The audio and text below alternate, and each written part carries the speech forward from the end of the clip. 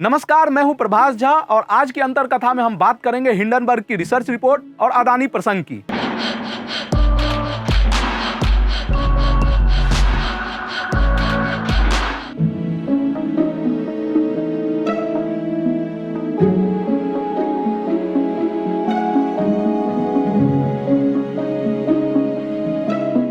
जैसा कि हम सब जानते हैं कि अमेरिकी फाइनेंशियल कंपनी हिंडनबर्ग की रिपोर्ट एक सप्ताह पहले आई थी और तब से भारत के शेयर बाजार में इस पर पर्याप्त कोहराम मच चुका है। आप सब कई खबरें पढ़ चुके होंगे कि किस तरह 24 जनवरी की रिपोर्ट के बाद अदानी ग्रुप की 7 लिस्टेड कंपनियों के शेयर धराम हुए और गौतम अदानी खुद भी दुनिया की रईसों की लिस्ट में तीसरे से 7वें नंबर पर आ गए।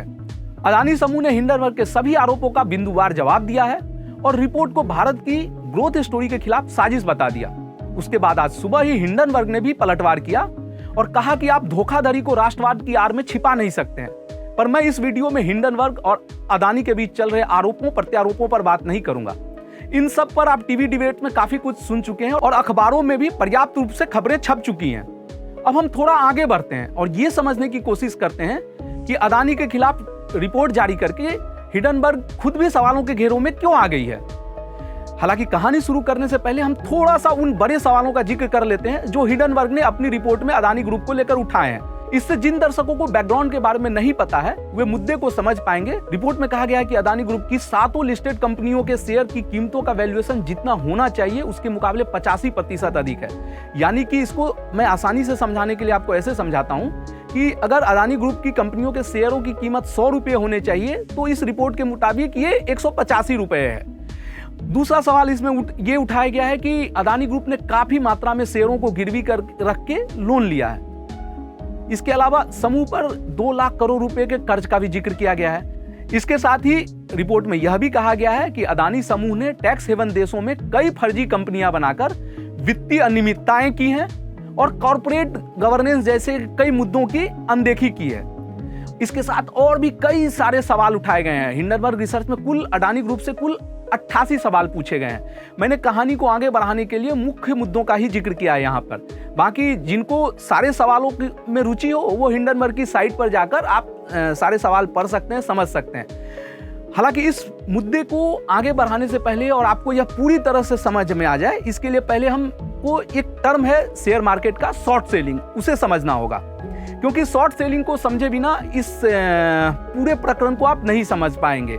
देखिए, शेयर बाजार में 2 तरह के निवेशक होते हैं। एक तेजड़िया होते हैं यानी बुल, जो हमेशा इस बात पे दौड़ लगाते हैं कि मार्केट बढ़ेगा, और दूसरे होते हैं मंदेरिया यानी बेयर, जो बाजार के गिरने पर अपनी कमाई करते हैं। आप समझ गए होंगे कि जो स्टॉक की कीमतें बढ़ाना चाहता है और आज के भाव में शेयर खरीदकर उसे ऊंचे दाम में बेचना चाहता है, वही तेजड़िया कहलाता है। इसके उलट जो स्टॉक की कीमत गिरने की उम्मीद के साथ भविष्य में देने का वादा करके बेचता है वह मंदरिया कहलाता है। मंदरिया शॉर्ट सेलर होते हैं यानी अपने पास ना शेयर ना होते हुए भी उन्हें बेच देते हैं। अब बहुत से लोग कंफ्यूज हो गए होंगे कि जब उनके पास शेयर होता ही नहीं है तो भला बेचते कैसे हैं। इसे एक उदाहरण से समझते हैं। अगर कोई शेयर आज 100 रुपये का है और आने वाले दिनों में 30% तक की गिरावट की उम्मीद है मंदेरिये को उसमें, तो शॉर्ट सेलर या मंदरिया वह शेयर ब्रोकरेज फर्म से उधार लेकर 100 रुपये पर उसे ऐसे निवेशकों को बेच देगा जो 100 रुपये पे खरीदने के इच्छुक है।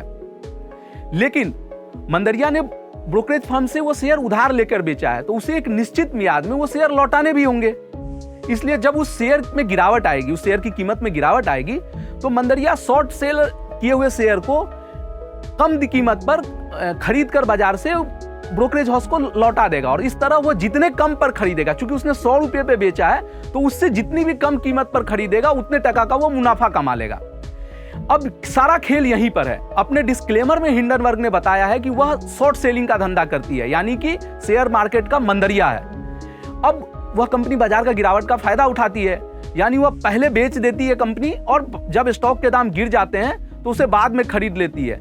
उसका यही इतिहास है और इस रिपोर्ट पर लोगों को थोड़ा शक पैदा इसीलिए कर रहा है क्योंकि कंपनी ने खुद भी बताया है कि अदानी ग्रुप की कंपनियों में उसने शॉर्ट पोजीशन ले रखी है। यानी जब अदानी ग्रुप के शेयर गिरेंगे तो हिंडनबर्ग को फायदा होगा।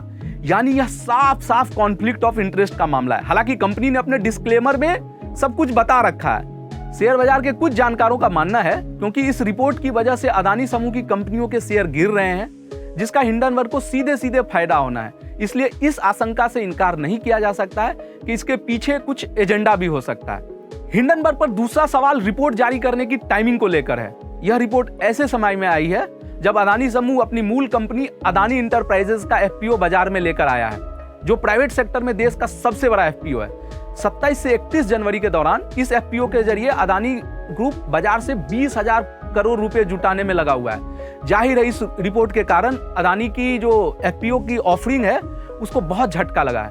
एफपीओ के पहले दिन यानी शुक्रवार को 4.55 करोड़ शेयर के बदले केवल 4.7 लाख शेयरों के लिए ही बोली आई।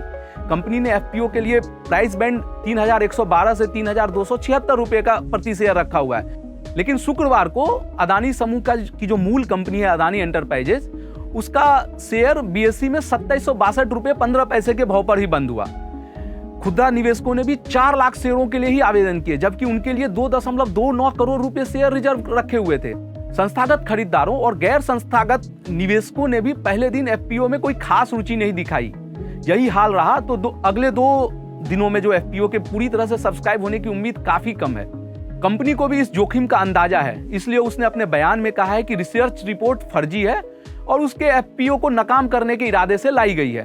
हालांकि कंपनी ने इसके बावजूद साफ किया है कि एफपीओ की निर्धारित कीमतों और क्लोजिंग डेट में किसी तरह का बदलाव वो नहीं करने जा रही है। हिंडनबर्ग की रिपोर्ट पर इशारों में सवाल दुनिया के कुछ दिग्गज ब्रोकरेज हाउसों ने भी उठाए हैं। सीएलएसए और जेफरीज ने अपनी अलग अलग रिपोर्ट में कहा है कि अदानी ग्रुप में बैंकों का एक्सपोजर मैनेजेबल लिमिट में है, यानी बैंकों ने इतना लोन नहीं दिया हुआ है कि जोखिम को मैनेज न किया जा सके।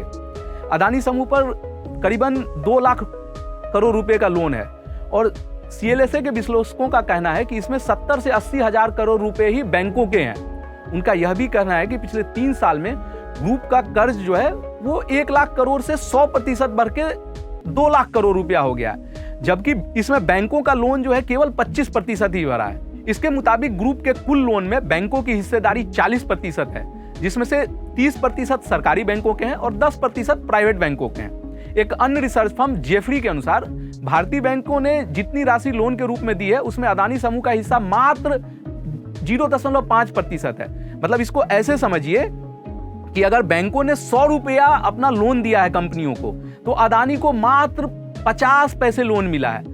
हालांकि इसमें थोड़ा सा सरकारी बैंकों की हिस्सेदारी ज्यादा है। सरकारी बैंकों की हिस्सेदारी 0.7% है और प्राइवेट बैंकों की हिस्सेदारी 0.3% है। एक दूसरे एडवाइजरी फर्म है इनगवर्न, उसका कहना है कि हिंडनबर्ग की रिपोर्ट में अदानी समूह द्वारा हाई वैल्यूएशन यानी शेयरों की अधिक कीमत और ओवर लेवरेज यानी अधिक कर्ज की बात की गई है। लेकिन अदानी समूह की कंपनियां जिन सेक्टरों में काम करती हैं उस पर गौर किया जाए तो कंपनियों का कर्ज आंकड़े से इतर कहानी बताते हैं। हिंडनबर्ग ने यह भी कहा था कि अदानी ग्रुप के पास कैश फ्लो की समस्या है, ऐसे में लोन रीपेमेंट कैसे होगा।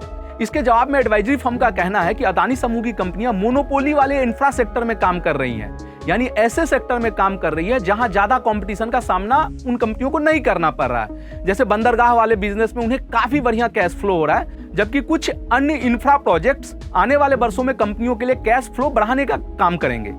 अधिक लोन के सवाल के जवाब में इनगवर्न ने यह कहा है कि समूह कर्ज का भुगतान करने और लेवरेज कम करने के लिए हमेशा इक्विटी बेच सकता है, क्योंकि वहां प्रमोटर्स के पास काफी इक्विटी है। एफपीओ भी इसी दिशा में उठाया हुआ एक कदम है। दरअसल अदानी समूह एफपीओ के जरिए जो 20,000 करोड़ रुपए जुटाना चाह रही थी वो बैंकों का ही कुछ लोन चुकता करने के इरादे से था। इस वीडियो में हमने हिंडनबर्ग के आरोपों और उसके जवाब में दिए गए तर्कों के जरिए सिक्के के दोनों पहलू को दिखाने की कोशिश की है। उम्मीद है कि आपको हमारा ये शो पसंद आया होगा। हम आपसे फिर मिलेंगे किसी और मुद्दे की अंतर्कथा के साथ अगले अंक में। तब तक के लिए हमें इजाजत दीजिए। नमस्कार।